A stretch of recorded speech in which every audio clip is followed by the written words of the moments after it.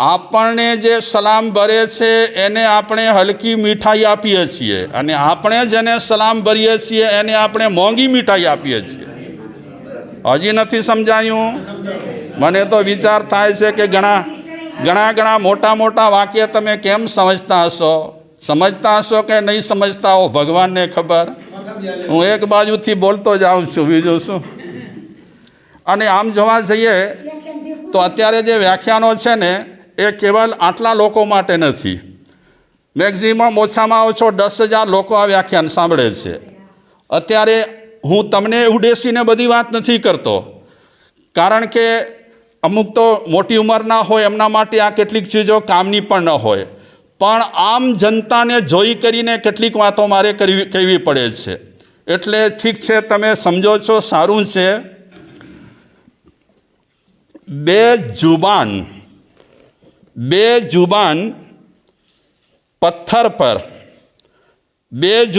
पत्थर पे लहे है करोड़ों के गहने मंदिरों में.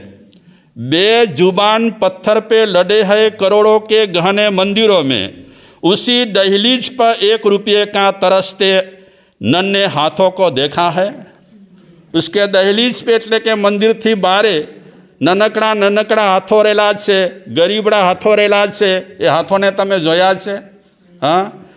બીજી વાત કરે છે કે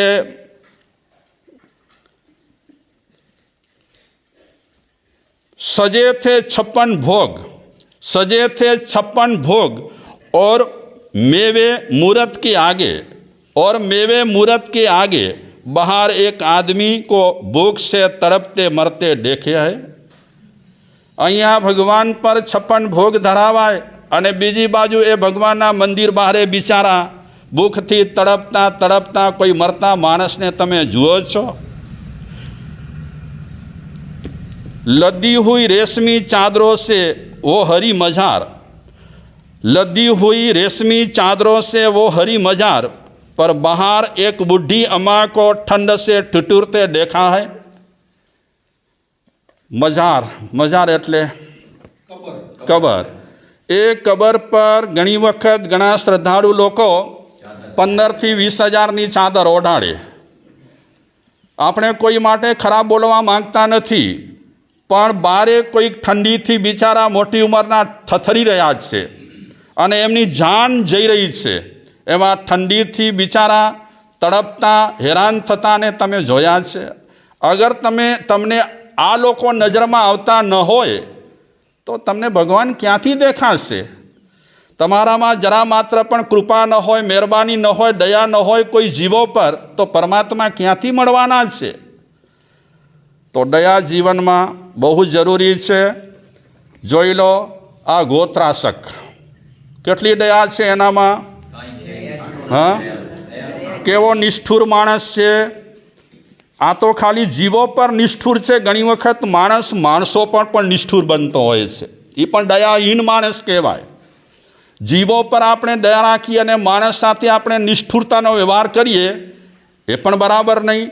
તો આ ગોત્રાસક ક્યાં સુધી વાત સાંભળી?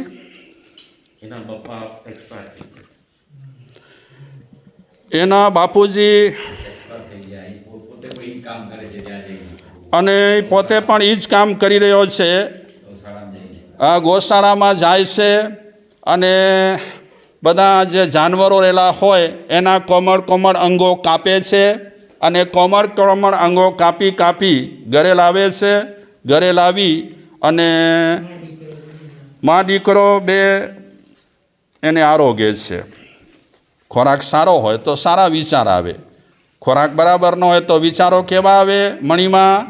હા, તમે કોઈને સારો ખોરાક આપો ને તો એનાથી તમને તો ફાયદો થાય, જેને લીધો હોય ને એને ફાયદો થાય.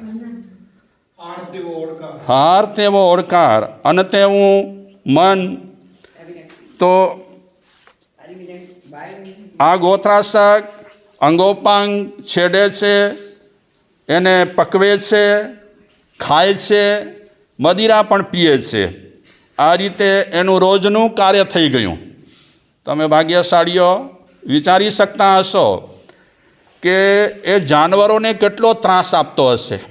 હા, આપણને જરાક કંઈક લાગે ને કાંટો કાંકરી પગમાં, તો પણ આપણા મોઢામાંથી ચીસ નીકળે ને ઓયમાં નીકળે ને, તો આ બિચારાઓ મૂંગા જીવો છે.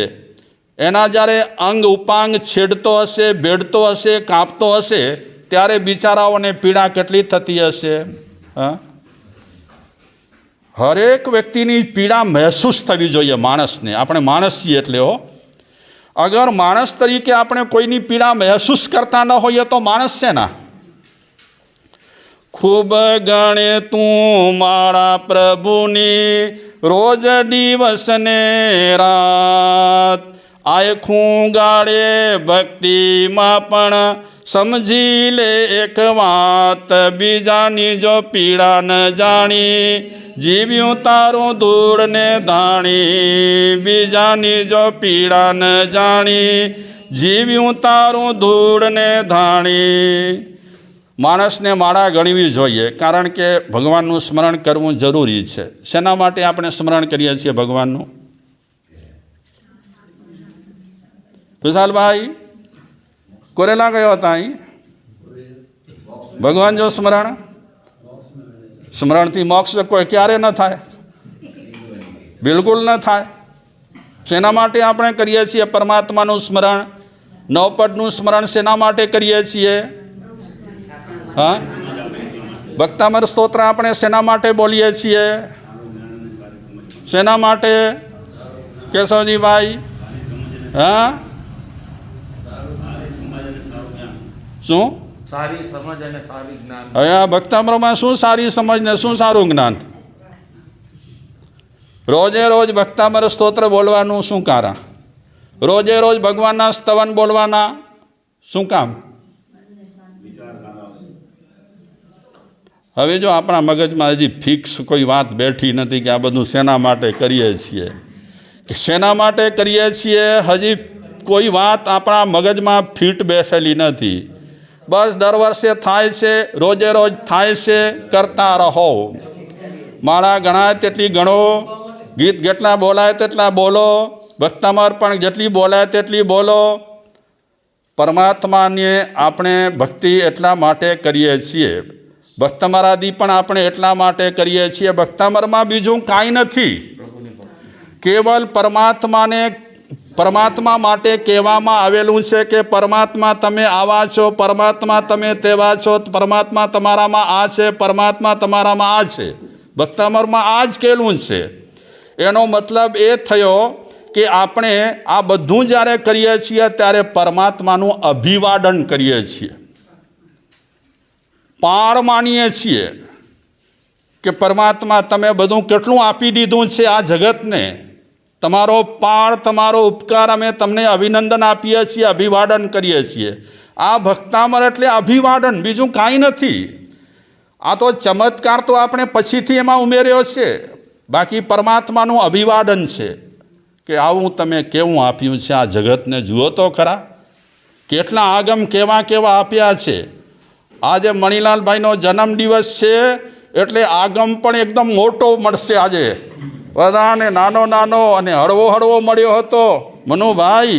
હા, આજે તો વજનદાર છે, કારણ કે મણિભાઈ તો વજનદાર નથી, પણ આ વંદનાબેન છે ને વજનદાર બહુ જ છે. એટલે વજનદાર વ્યક્તિને સૂત્ર પણ વજનદાર મળશે. નાનું નથી, તમે જુઓ તો ખરા ખુરશી પર કેટલો મોટો છે. હા, એટલે અડધો કિલો ઉપાડતા વજન ઘટશે. આ બધી સ્તુતિઓ, ગીત, ગાન આપણે એટલા માટે કરીએ છીએ, ભગવાનના અભિવાદન કે પરમાત્મા તમે રસ્તો કેવો બતાવ્યો છે, અનુપમ રસ્તો બતાવ્યો છે, સર્વશ્રેષ્ઠ રસ્તો બતાવ્યો છે. અમારા નસીબ, અમારા પુણ્ય, અમારા ભાગ્ય કે આપે જે રસ્તો બતાવ્યો એ રસ્તો ખૂબ જ અમને સારો લાગે છે. એટલે અમે તમારું શું કરીએ છીએ? અમે તમારા વખાણ કરીએ છીએ, ગુણગાન ગાઈએ. ભગવાનને કોઈ લાભ થવાનો આપણા વખાણ કરી બોતા? હા, આપણને ભગવાનને કાંઈ નથી થવાનું. એ તો બધા સિદ્ધ થઈ ગયા છે. એના તમે ગુણગાન ગાઓ તોય શું, ન ગાઓ તોય શું. મૂળ મુદ્દા પર આવી જાઉં. આ ગોત્રાસક બિચારો બહુ જ બધાને દુઃખ આપી રહ્યો છે. કોઈ જીવને શાંતિ નથી આપતો. ગૌશાળા બહુ મોટી રહેલી છે. અહીંયા સૂત્રમાં છે ને ગૌશાળાને ગો મંડપ કહે છે. સૂત્રમાં ગો મંડપ. આ ગો મંડપ આપણે શબ્દ ન સમજી શકીએ એટલા માટે સાદો શબ્દ છે ગૌશાળા. રોજે રોજ જાય છે, રોજે રોજ અંગ ઉપાંગ કાપે છે, રોજે રોજ ઘરે આવી કરી અને પકવે છે, મા અને દીકરો ખાય છે, દારૂ પીએ છે. જુઓ, આ લોકોને ધર્મ ધ્યાન સાથે સ્નાન સૂતક લેવા દેવા છે કાંઈ મનુષ્ય અવતાર મળ્યો છે, ખાય છે, મોજ કરે છે અને કર્મ છોડતા નથી. પણ શું કરે છે? કર્મ છોડવાને બદલે કર્મ બાંધી રહે. આ મનુષ્ય અવતાર છે, કર્મ છોડવા માટે છે. બાંધીએ છીએ એ આપણી કમનસીબી છે. બાકી તો આ શરીરથી જેટલા કર્મ છૂટે એટલો આપણને ફાયદો છે. આ રીતે એનું આયુષ્ય હતું 500 વર્ષનું. ગોત્રાસકનું આયુષ્ય 500 વર્ષનું. અને જ્યારથી સમજણો થયો છે ત્યારથી માંસાહાર અને મદિરા બેનું સેવન કરે છે. હવે 500 વર્ષમાં કેટલા પાપ કર્યા હશે, કેવા પાપ કર્યા હશે, કેટલા જીવોની હાય લીધી હશે, જાનવરોની હાય, મૂંગા જીવોની હાય. એ તો ખરાબ, સૌથી ખરાબ. આ રીતે 500 વર્ષનું આયુષ્યનું પૂરું થયું. હવે એને સ્વર્ગલોક તો મળે નહીં. શું મળે? એ બીજી નરકમાં પહોંચી ગયો. બીજી નરકનું જે આયુષ્ય રહેલું હતું એ આયુષ્ય ભોગવે છે. આયુષ્ય ભોગવ્યા બાદ ત્યાંથી આયુષ્ય પૂર્ણ કરી વાણિજ્ય ગ્રામમાં જે સુભદ્રા નામની શેઠાણી હતી એ શેઠાણીની કુક્ષીમાં એનો જીવ આવ્યો. શેઠનું નામ હતું વિજયમિત્ર સાર્થવા અને શેઠાણીનું નામ હતું સુભદ્રા. એ કેવી હતી સુભદ્રા? સૂત્રમાં કહે છે જાતિ નિંદુકા. જાતિ નિંદુકાનો અર્થ કરે છે સૂત્રકાર કે સંતાનને જન્મ આપતી, સંતાન જન્મતાની સાથે મરી જતો. જન્મ આપે, મરી જાય. એટલે એના માટે સૂત્રમાં સ્પેશિયલ શબ્દ છે જાતિ નિંદુકા. કોઈ છોકરો એનું દીર્ઘાયુષ્ય ન હતું, જન્મે મરી જાય. આવી રીતે ઘણા છોકરાને એણે જન્મ આપ્યા હતા અને ઘણા છોકરા મરી ગયા. આ વાત આવે ત્યારે તમે પણ ઘણા પર નજર કરજો કે ઘણાના ઘરોમાં સંતાનો જન્મતા હોય પણ જન્મતાની સાથે જ મરી જતા હોય. અને ઘણા સંતાનો કુક્ષીમાં ને કુક્ષીમાં મરી જતા હોય. એટલે મનુષ્ય જન્મ મળ્યો હોય પણ દીર્ઘાયુષ્ય મળ્યું ન હોય, આયુષ્ય મળ્યું ન હોય. આજે ઘણા કુટુંબોમાં આવા બનાવ બની રહ્યા છે.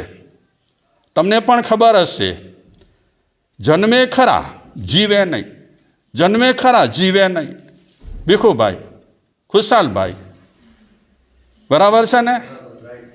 અને આ વાત અજૈનોને જ લાગુ પડે એવી નથી. આ વાત બધાને લાગુ પડે. આજે એવા કેસ જૈનોમાં પણ બને છે, એવા કેસ અજૈનોમાં પણ બને છે. સંતાને જન્મ આપે પણ એ સંતાન જીવે નહીં. શું કારણ? તો ઘણા લોકો પછી ઘણાઓની પાસે જઈને પૂછા કરાવે કેમ, શું થયું ને, કોણે આવું કર્યું ને. કારણ કે હજી આપણા જૈનોમાં પણ અંધશ્રદ્ધા તો એટલી જ ફેલાયેલી છે, જબરદસ્ત ફેલાયેલી છે.